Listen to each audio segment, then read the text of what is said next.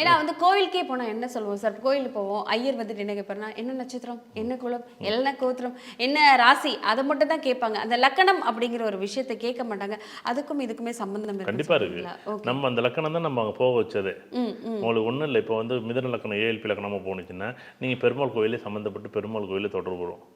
அதே கடகலக்கணம் பண்ணிச்சுன்னா வெறும் அம்மன் கோயிலே சம்மந்தப்படும். அதே சிம்ம லக்கணம் போணுச்சுன்னா சிவன் கோயிலாகவே சம்மந்தப்படும்.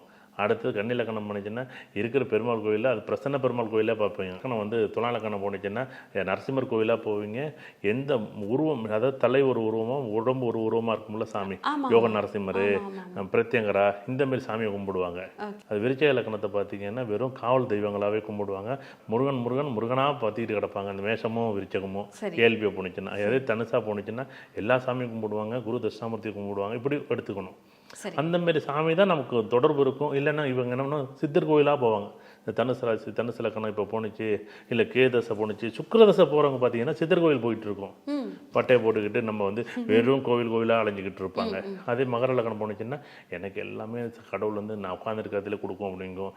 கும்பலக்கணம் போணுச்சுன்னா எனக்கு எதுவுமே செய்யாது, சாமியே செய்யாது, அது வந்து முடிவுகளை மாற்றி எடுக்கும். மீன லக்கணம் போணுச்சுன்னா வெறும் அம்மன் கோயிலாக சம்மந்தப்படுவாங்க, சிவன் கோயிலாக சம்மந்தப்படுவாங்க, குரு கோயிலாக சம்மந்தப்படுவாங்க.